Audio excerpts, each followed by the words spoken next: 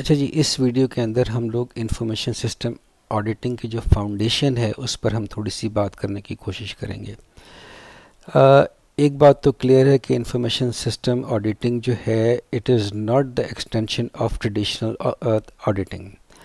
آپ کے جو مینول جو سسٹم کی جو آڈیٹنگ ہے وہ ایک ڈفرینٹ فریم ورک ہے، لیکن جو بنیادی کانسیپٹ ہے وہ تو سیم ہی ہے کہ ہم لوگوں نے یہ دیکھنا ہے کہ ہمارا جو سسٹم ہے وہ صحیح طریقے سے کام کر رہا ہے یا اور جو رولز اینڈ نارمز ہیں ان کے ساتھ کمپلائنٹ ہے کہ نہیں ہے۔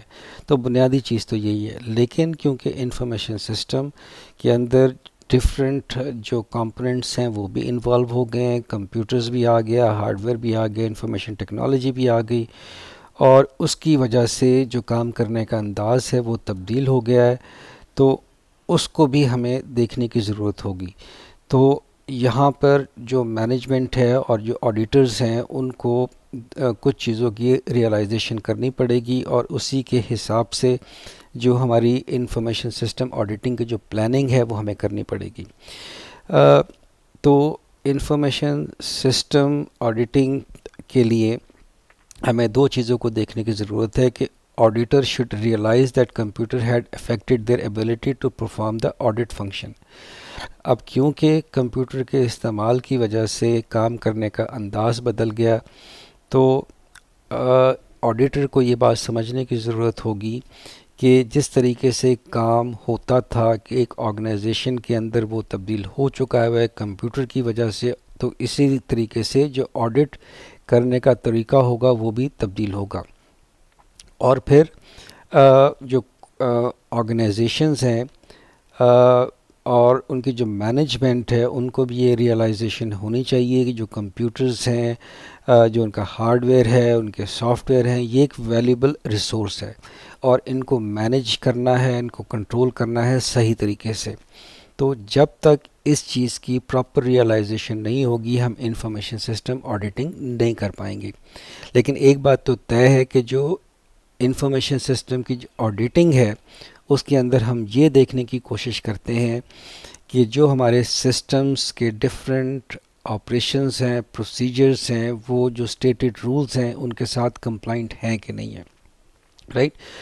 اچھا، اب کیونکہ کمپیوٹرز آ گئے، ہارڈ ویئر آ گئے، انفارمیشن ٹیکنالوجی آ گئی، تو یہاں پر جو ڈفرینٹ اسپیکٹس ہیں ان کو ہمیں دیکھنے کی ضرورت پڑے گی۔ تو اس کا مطلب یہ ہوا کہ انفارمیشن سسٹم جو ہیں وہ مختلف ڈومین کی انٹیگریشن سے مل کے بنے ہیں، رائٹ؟ تو ان چاروں چیزوں کو ہم لوگ دیکھ لیتے ہیں۔ پہلی چیز جو اس میں موجود ہے وہ ہے ٹریڈیشنل آڈیٹنگ۔ تو جو ٹریڈیشنل آڈیٹنگ کا جو فریم ورک ہے وہ ہمیں سمجھنے کی ضرورت ہوگی کہ یہاں پر ہم یہ دیکھیں گے کہ جو ایک پروسیجر ہے وہ کس طریقے سے امپلیمنٹ ہو رہا ہے، کس طریقے سے اس کی ایگزیکیوشن ہو رہی ہے، جو کام کرنے کا طریقہ ہے وہ اسٹیٹڈ رول کے مطابق ہے کہ نہیں ہے، ٹھیک ہے؟ ایک چیز تو یہ ہے کہ جو بیسک ٹیننٹس ہیں جو ٹریڈیشنل آڈیٹنگ کے وہ تو یہاں پر موجود رہیں گے، جو آبجیکٹیوز ہے وہ تو یہاں پر رہے گا، لیکن کیونکہ انفارمیشن ٹیکنالوجی کی وجہ سے کام کرنے کا انداز بدل گیا ہے تو یہاں پر جو ڈفرینٹ فیلڈز ہیں وہ بھی استعمال ہوں گی، جیسے کہ انفارمیشن سسٹم مینجمنٹ ہے، اس کے اندر جو ڈفرینٹ ٹیکنیکس ہیں، جیسے کہ پروجیکٹ مینجمنٹ کے اندر آپ کے پاس ایک ٹیکنیک ہے جس کو آپ ورک بریک ڈاؤن اسٹرکچر کہتے ہیں۔ اس کے اندر ہم لوگ یہ ڈیفائن کرنے کی کوشش کرتے ہیں کہ کون کون سے کام ہیں جو کہ ہمیں کرنے ہیں، ان کی ڈیڈ لائن کیا ہے، ان کے جو کون کون سے لوگ ہیں وہ یہ کام کریں گے، ایسیٹرا ایسیٹرا۔ تو جس کی وجہ سے ہمیں جو آڈیٹنگ کی پلاننگ کے اندر بہت زیادہ آسانی ہو جاتی ہے۔ تو وہ چیزیں بھی ہم لوگ اپنے آڈیٹنگ کے اندر آئی ایس آڈیٹنگ کے اندر استعمال کریں گے۔ پھر جو بیہیورل اسپیکٹس ہیں، جو یوزرز ہیں انفارمیشن سسٹم کے، ان کی جو نیڈز ہیں ان کو بھی ہمیں ایڈریس کرنے کی ضرورت ہوگی۔ ان کے جو ایشوز ہیں، کئی دفعہ ایسا ہوتا ہے کہ لوگ یہ سمجھتے ہیں کہ انفارمیشن سسٹم جب آ جائے گا تو اس کی وجہ سے ان کی جاب کو خطرہ ہو جائے گا، کام کرنے کا جو انداز ہے ان کو بدلنا پڑے گا، ان کی جاب چلی جائے گی۔ ان کو بھی ہمیں دیکھنے کی ضرورت ہوگی، ان کے جو نیڈز ہیں جیسے کہ ان کا اسکل سیٹ انہینس ہونا ہے، تو ان کو ہم لوگوں نے کس طریقے سے انہینس کرنا ہے، ٹریننگ دینی ہے تو کس طریقے سے دینی ہے، کیا کیا ضروریات ہیں جس کی وجہ سے جو لوگ ہیں، جو یوزرز ہیں انفارمیشن سسٹم کے، اس سسٹم کو صحیح طریقے سے، پراپر طریقے سے استعمال کر سکیں.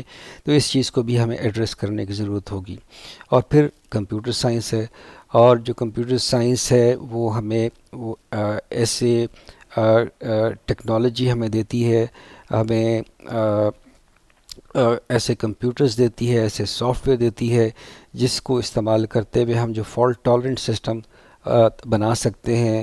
ہم اپنے نیٹ ورک کے ذریعے اپنا جو ڈیٹا ہے وہ ٹرانسمٹ کر سکتے ہیں، ڈسیمنیٹ کر سکتے ہیں انفارمیشن کو. تو ان چیزوں کو بھی ہمیں سمجھنے کی ضرورت ہوگی. تو یہ ایک بہت ہی چیلنجنگ ٹاسک ہے آڈیٹرز کے لیے، انفارمیشن سسٹم کی آڈیٹنگ کے لیے. ان کو یہ چاروں ڈسپلنس کی نالج ہوگی تو وہ بہتر طریقے سے ایک انفارمیشن سسٹم کو آڈٹ کر پائیں گے. اچھا، اب جب کوئی ایسا آڈیٹر ہمیں مل جاتا ہے جس کے پاس یہ تمام انفارمیشن ہو، یہ تمام اسکل سیٹ ہو، یہ نالج ہو، اور وہ انفارمیشن سسٹم کی آڈیٹنگ پراپر طریقے سے کر لے، تو اس کا جو رزلٹ ہوگا وہ کیا ہوگا؟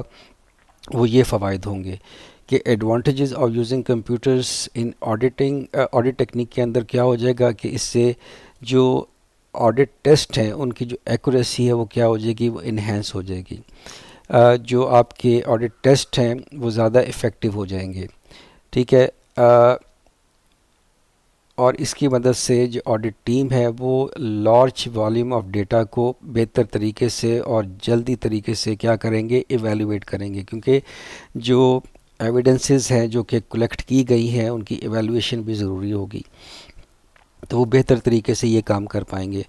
اور کیونکہ انفارمیشن سسٹم کے اندر جو ہیومن انٹریکشن ہے پروسیسنگ کے اندر، ڈیٹا کیپچرنگ کے اندر، وہ کم ہوتی ہے، اور جب یہاں پر آپ کمپیوٹرز کو استعمال کریں گے اپنی آڈیٹنگ کے لیے، تو یہاں پر بھی جو انسانی غلطی ہوگی وہ کم سے کم ہوگی، اور رزلٹ کیا ہوگا؟ وہ ایک بیٹر کوالٹی والا رزلٹ ہوگا. رائٹ. تو آئی ہوپ کہ جو بیسک کانسیپٹ ہے وہ آپ کو سمجھ آ گیا ہوگا.